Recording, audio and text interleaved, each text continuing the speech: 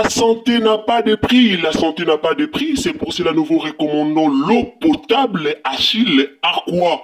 Déjà à Kinshasa, tous les 24 communes, Achille Aqua, l'eau potable est là. Les abonnés de la chaîne YouTube Xile Botelwa, nous vous recommandons l'eau potable Maya Peto, Maya Kimia, Maya Bangelou. Senga Achille Aqua, partout où vous êtes, le numéro est là. Écrivez-nous, appelez-nous, contactez-nous. Nous sommes là. Et la livraison à domicile, ça s'est fait avec beaucoup de sécurité. Achille Aqua, Maya Kimia, Yapeto.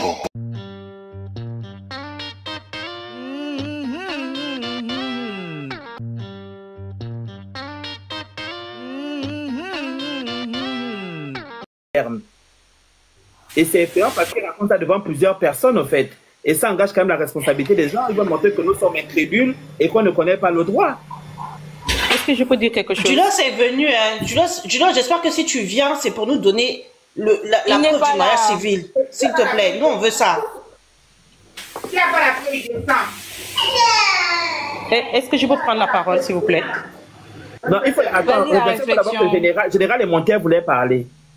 Oui, bonjour tout le monde. Bonjour tout le monde. Merci beaucoup de m'avoir donné la parole. Je vais juste revenir sur ce qu'avait dit, je vais rebondir un peu sur le débat qu'avait Peace and Love et du lot, je pense tout à l'heure. Dans le fond, la plainte de la famille a signé, a fait une assignation à comparaître à Monsieur Marcelo pour toute la procédure de la succession. Parce que je pense que depuis le début, en tout cas moi personnellement et quelques personnes, je pense, qui sont des juristes, ont pas arrêté d'expliquer que le pasteur Marcelo, la sortie qu'il avait faite le dimanche, qui était publiée, était complètement erronée. Parce que quand il était venu parler de la succession en expliquant il pouvait pas accepter de son vivant que quelqu'un d'autre soit liquidataire de ses propres biens et qu'il avait expliqué que lui et ses avocats avaient déjà fait toute la répartition et avaient calculé le montant qui revenait à la famille, que tout ça, c'était pas possible de le faire en excluant les héritiers de la deuxième catégorie. Voilà. Parce que lui n'avait pas le droit, selon la loi, d'être liquidateur. Je pense que je suis même monté sur le live de Tonton Mike et j'avais même lu l'article. Mamae 2024 Gavker to Yelibino solution. Bon aba problème ya trompe, fibrome, myome, kyste, règle abondante. Gavker to zalina solution. Yo oyo okota ménopause atana 65 ans na Gavker oko simba mwana. Ebongo oyo etali si ekimayo kimobali etelemaka biente awa yo kayango etelemi. Ebongo oyo etali loposo vergetu babengi nduta olingi okima suki pe mandefu ya pembe benga biso na lombango po awa tozali na solution moko durable ba produit na biso nyonso ezali 100% naturel pe esalemi na ba plante na ba industrie ya Angleterre pe Allemagne. Benga biso na numéro oyo plus 44 74 05 65 35 48. Gavker solution ya santé na yo.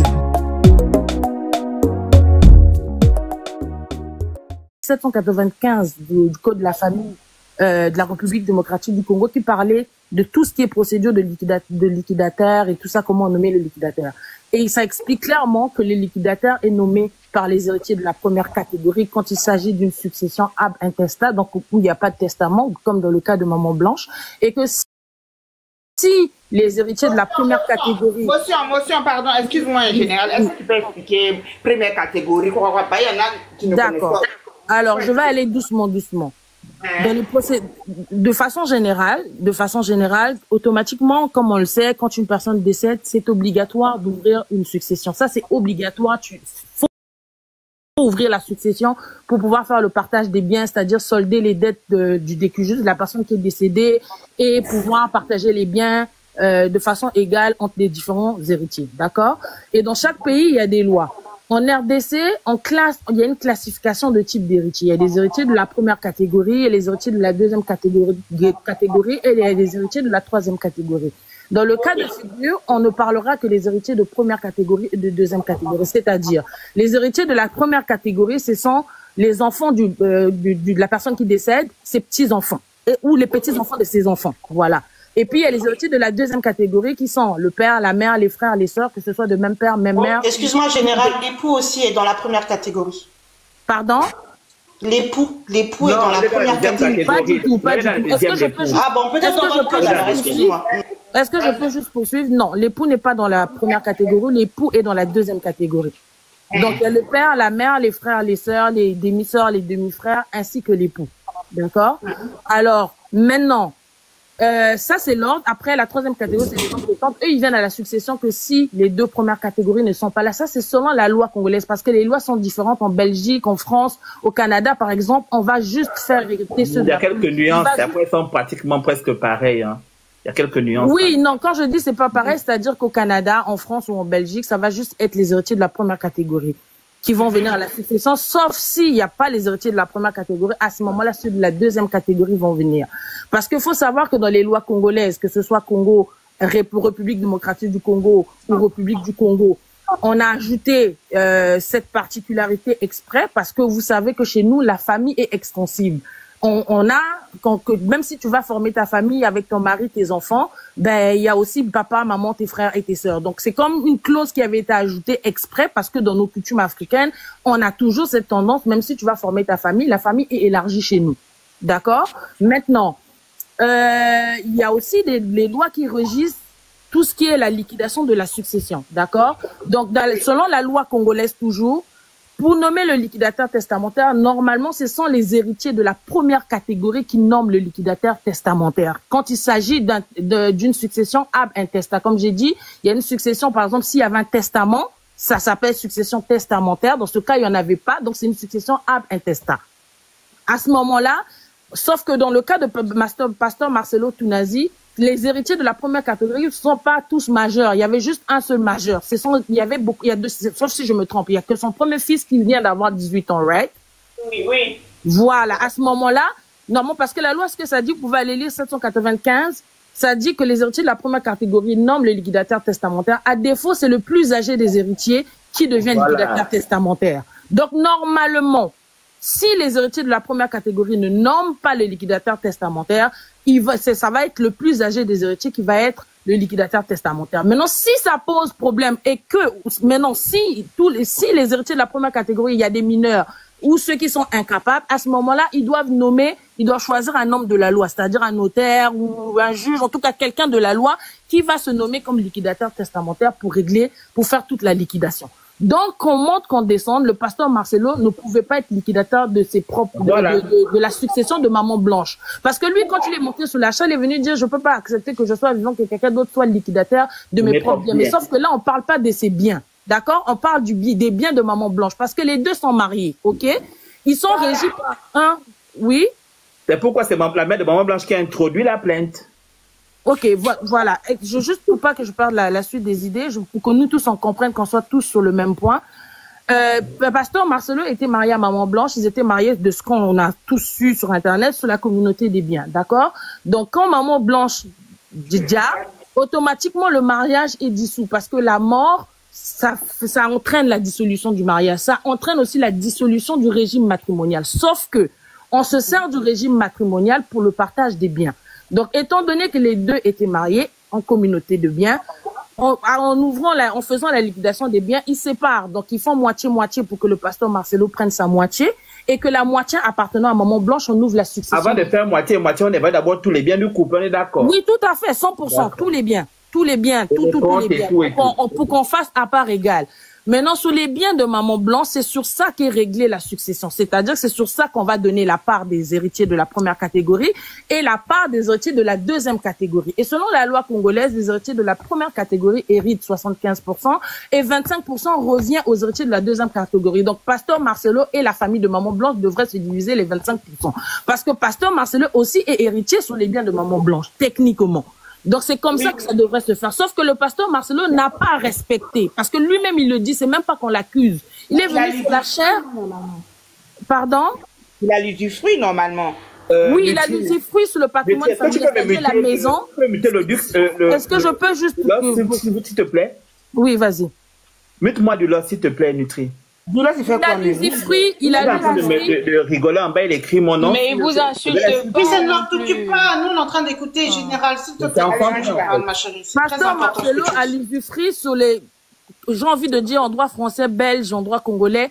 On exclut, par exemple, moi je suis au Canada, nous ici on fait on fait une distinction.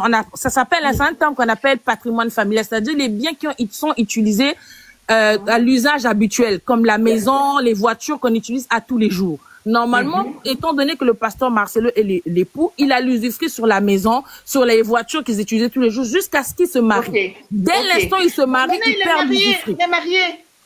Donc, normalement, s'il s'est marié à maman Esther, il perd l'usufruit de la maison familiale, il perd l'usufruit de la voiture. Bref, anyways, même avant d'arriver à l'usufruit déjà, Mais le il cas n'a pas fait... d'impossibilité générale. Comment? Le cas d'impossibilité.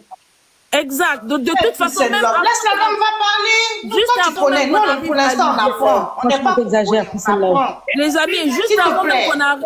même avant qu'on arrive dans le cas de l'usufruit et tout ça, déjà même toute la procédure, vous comprenez, toute la procédure, on n'a pas arrêté. En tout cas, moi, personnellement, tous les lives, s'il y a des gens ici qui m'ont écouté, j'ai pas arrêté de dire, mais ça se peut pas que le pasteur Marcelo soit entouré des avocats et qu'on le laisse sortir faire ce genre de discours, parce que ce discours était complètement biaisé. Il se mettait lui-même en conflit d'intérêts, c'est pas possible. Parce que le risque en se mettant liquidateur, c'était quoi? Qu'il aille changer des choses, parce qu'il est venu sur la chaire, il est venu dire oui, tous les biens sont au nom des enfants, mais il faut le vérifier. Est-ce que ces biens-là ont été mis aux enfants? C'était des donations qui ont été faites post-mortem? Est-ce que ça a été fait du vivant? Devant témoin, devant un notaire. Exact, du vivant de maman. Mais vous comprenez, c'est que lui-même, en venant parler de ça, il s'est mis dans quelque chose qui était pas bon. Donc, ce qui donnait la force à la famille de maman Blanche à la signer à comparaître. Et maintenant, on l'a signé à comparaître. C'est sûr qu'ils ont fait des enquêtes. Ils ont compris que justement, lui-même, en s'autonomant liquidataire, soi-disant, parce que moi, je peux pas confirmer, je ne sais pas de ce que j'ai entendu qu'explique Peace and Love, il les aurait fait signer un document qui lui donnait le droit de devenir liquidataire. Parce que justement, il n'avait pas le droit de l'être. Mais excuse-moi, Peace and Love, c'est désagréable. Tu peux te muter, laisser la dame parler? S'il te plaît, on n'a pas avancé. Oh. Donc, le juste éclair. C'est ce qu'elle disait pour compléter. Mais c'est désagréable, s'il te plaît. Mute-toi, tu laisses la dame parler. Donc, soi-disant qu'il aurait fait un document comme quoi on lui donnait le droit de devenir liquidataire. C'est vrai qu'on aurait pu le nommer liquidataire, mais il faut que ça soit vrai qu'on l'ait nommé. OK? Si ce n'est pas vrai et qu'il a usé des manières frauduleuses pour obtenir cette autorisation et qu'il s'est lui-même porté liquidataire et qu'il a commencé à prendre de l'argent dans les comptes, blablabla, c'est sûr que là, on tombe sur d'autres choses. Là, on tombe sur du faux, usage de faux, on tombe sur autre chose. Donc ça, franchement, ça appartient au tribunal de trancher tout ça là, mais qu'on le veut ou non, depuis le début, toute la procédure de la succession, anyway, était bâclée et la famille de Maman Blanche avait le droit, anyway, de la signer à comparaître pour qu'ils ouvrent une vraie succession. Parce que ce que Pasteur Marcelo a fait, ce n'est pas la bonne façon de le faire. OK? J'espère que là, nous tous, on est d'accord. Maintenant, pour l'acte de décès, tout à l'heure, vous étiez en train de discuter. L'acte de décès... Une question, avant qu'on arrive sur l'acte de décès. Oui. Donc, tu as bien dit que l'usufruit, quand il se remarie, il perd l'usufruit. Oui, tout à Donc, fait. ça veut dire que la maison qui est en Belgique, la maison qui est au Congo, les voitures et tout, on considère que c'est l'usufruit. Vu qu'il s'est remarié et que Dulos va venir nous donner la preuve qu'il s'est marié légalement, puisqu'il l'a confirmé, à ce moment-là, l'usufruit devient quoi? Ça devient, dans la succession de première catégorie, de deuxième catégorie, ça devient quoi? Mais l'usufruit, en fait, c'est quoi? C'est juste l'usage. C'est-à-dire, on te donne le droit d'utiliser, de vivre là, c'est-à-dire d'en avoir l'usage. S'il y avait des loyers, par exemple, qu'on percevait de ces maisons-là, tu as le droit de percevoir les loyers. Tu n'as pas l'abusus parce que ça t'appartient pas. Parce que quand ils vont trancher dans le calcul de la succession, forcément, j'ai envie de vous dire, je dis forcément, mais bon, vu que les enfants quand même 75%, je suis pas mal sûre que surtout la maison familiale va appartenir plus ou moins à ses enfants. C'est juste que lui, il garde l'usufruit là-dessus, c'est-à-dire qu'il a le droit de vivre, d'en jouir s'il y a des bénéfices qui sortent de là. Il a le droit de les percevoir jusqu'à la fin de sa vie tant qu'il n'est pas marié. Dès l'instant où il se marie, ben, il perd l'usufruit. Donc, s'il perd l'usufruit, si le bien appartient à ses enfants à ce moment-là, s'ils font louer ces trucs-là, qu'ils vont percevoir ces loyers-là. Tout simplement.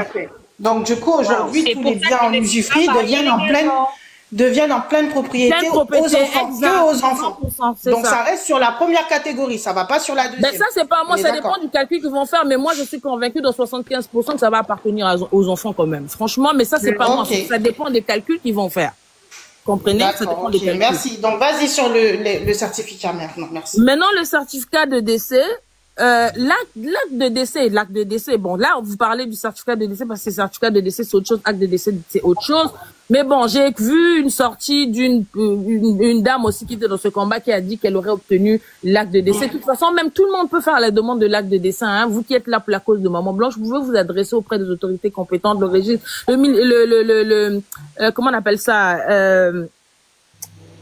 comment on appelle ça, auprès de l'état civil turc, auprès des autorités compétentes pour obtenir l'acte de décès de Maman Blanche. On le donne pas qu'à la famille, là. Ça, c'est un document que tout le monde peut obtenir, en passant. Donc, si vous voulez, vous pouvez vous adresser, vous, d'avoir le vrai document, parce que depuis la famille demande l'acte de décès, l'acte de décès, l'acte de décès. Maintenant, de ce que j'ai cru comprendre, qu'il y avait une qui avait obtenu l'acte de décès turc, et c'était le vrai acte de décès, que ce certificat de décès que vous avez en main est calqué sur l'acte de décès, c'est une traduction. Maintenant, le document tant que tel, ça peut être bon, dans le sens où c'est-à-dire que c'est vraiment l'état civil qui l'a produit. Mais étant donné qu'il y a des erreurs dessus, on peut l'invalider en fait. Parce que le fait qu'il y ait des erreurs sur le certificat de décès ou sur l'acte de décès, ça affecte tout le processus de la succession, de s'il y avait une assurance, tous les démarches administratives sont affectées quand il manque des éléments sur l'acte de décès. Parce que l'état civil d'une personne, c'est important. Ça vient jouer sur plein de choses, sur la succession, ça vient jouer sur tellement de choses que on ne peut pas omettre de mettre ça. Donc, ce que le pasteur Marcelo devrait faire, c'est s'adresser aux autorités compétentes pour qu'on corrige l'erreur, pour pouvoir continuer toutes les démarches administratives et de succession. Sinon, ils peuvent invalider cet acte de décès-là parce que il manque des informations. Donc, moi, c'est ce que j'avais à dire sur ce point-là. Ouais. Ok. Très bien. Donc, certains disent que M. Marcelo ne s'est pas marié légalement. J'ai une question pour la dame. Hein? Oui. Il ne s'est pas marié légalement en Belgique. Est-ce qu'il y a des personnes, M. Dilo dit qu'il s'est marié légalement. Moi, de ce que je sais, en Belgique, pour faire une bénédiction nuptiale, il faut passer d'abord devant le maire.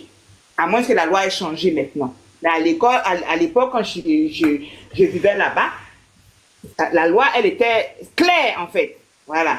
Maintenant, est-ce que quelqu'un aujourd'hui là peut venir nous montrer que maman, est-ce que le monsieur s'est marié là-bas ou pas?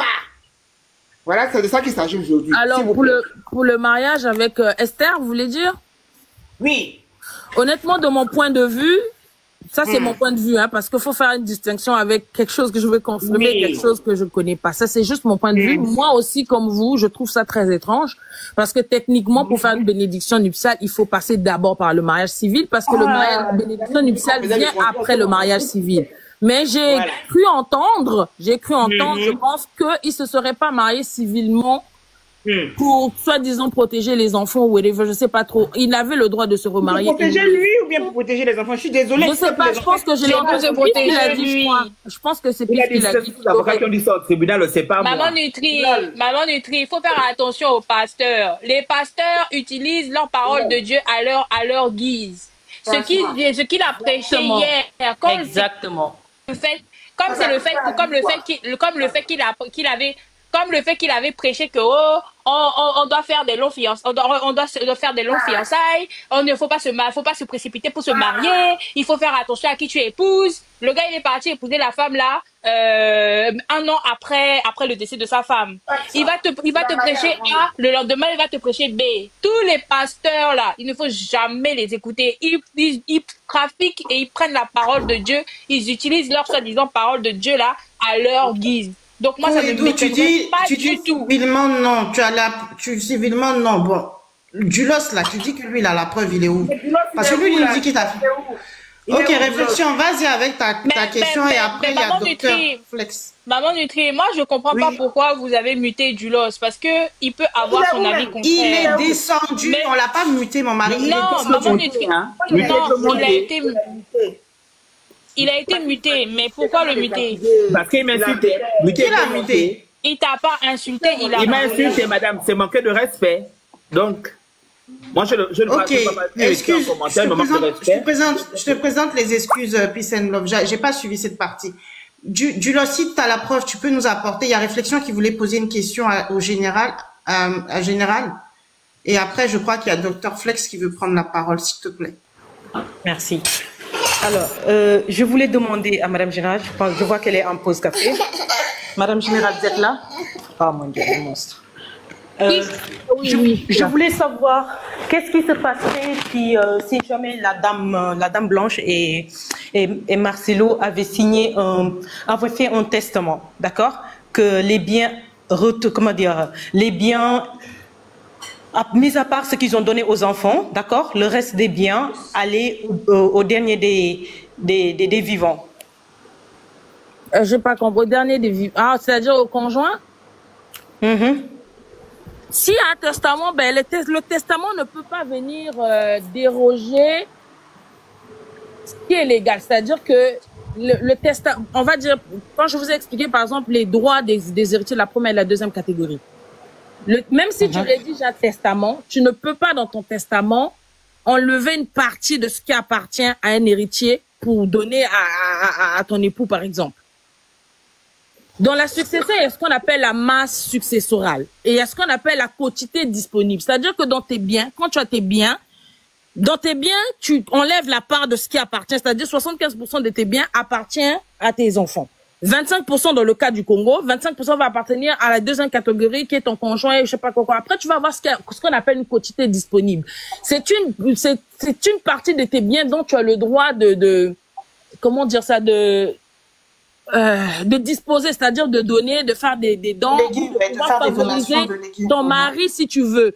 Mais sauf que cette quotité disponible ne peut pas dépasser les pourcentages que tu as. C'est-à-dire, faut que je donne un exemple parce qu'en expliquant avec des termes peut-être c'est pas compréhensible. On va dire par exemple tu as une maison qui vaut 500 000, ok? La valeur de la maison que tu vas donner pour pouvoir favoriser ton conjoint ne doit pas dépasser ce que tu dois donner, ce que tu es supposé donner légalement aux héritiers de la deuxième catégorie. Moi je demande au cas où. Oui, non, mais vous savez, il y a par exemple, parfois, dans des couples, il y a des gens qui décident de donner au moment de leur vivant. D'ailleurs, Marcelo l'a dit au moment donné, que chacun de ses enfants ont déjà leur part. D'accord? Alors, maintenant, entre lui et la dame blanche, il pouvait se passer qu'ils aient signé un document, à savoir que ce qui resterait, c'est-à-dire ce qui devrait appartenir au dernier des vivants, c'est possible de le faire, non? C'est possible de le faire, mais ça rentre dans ce qu'on appelle la quotité disponible. C'est-à-dire que il y a un pourcentage qui est limité. Tu ne peux pas dépasser. C'est-à-dire que le but, c'est pas... Le but, tu vois, le droit, là, c'est on met des garde-fous pour pas que tu abuses. Dans le cas de ce que le pasteur Marcelo, exemple, t'expliquait pour les enfants, que de leur vivant, ils auraient donné, par exemple, des biens à leurs enfants. Il y a ce qu'on appelle des donations que tu peux donner en dehors de la succession et des donations que tu vas donner qui vont compter dans la succession. Parce que même quand tu donnes des biens à tes enfants, faut savoir que le jour où tu dis, si c'était des biens qui étaient dans la succession, on va les remettre dans la succession de façon fictive.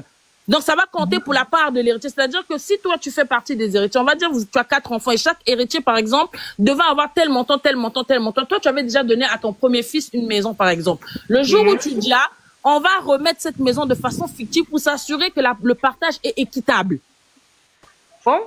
Bon? Oui, mais c'est ça le droit, ma chérie. C'est pour pas qu'il y ait des abus. Tu comprends? C'est pour ça qu'il y a des garde-fous. Donc oui, pasteur Marcelo et sa femme auraient pu faire un truc comme ça, mais ça s'appelle la quotité disponible et un pourcentage qu'on peut pas dépasser. Tu comprends? Oui, il aurait pu faire ça. Maman, par exemple, il y avait un testament, maman blanche pourrait pu écrire à mon décès, mon mari hérite telle chose, telle chose, telle chose, mais en autant que ça n'empiète pas à ce qui appartient au pourcentage que les enfants devraient avoir et les héritiers de la deuxième catégorie.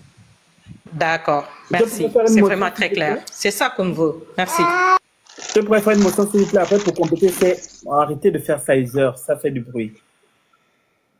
Donc, je voulais dire par rapport à ce que je voulais rajouter quelque chose, parce qu'il y a le cas d'impossibilité qu'on n'a pas traité. Le cas d'impossibilité, pourquoi? Parce que le pasteur a donné plusieurs versions. Donc, il y a eu des choses qui ont été fausses. Et donc, à ce moment, il ne devrait même plus figurer sur la succession. Et même au niveau du tribunal, même la famille peut lui porter plainte pour dénoncer. C'est fait. Oui, par exemple, là, vu que là, on l'a assigné à comparaître, si, admettons, il est coupable de fraude, je sais pas quoi, là, oui, il peut perdre son droit à la succession, en effet. Ok.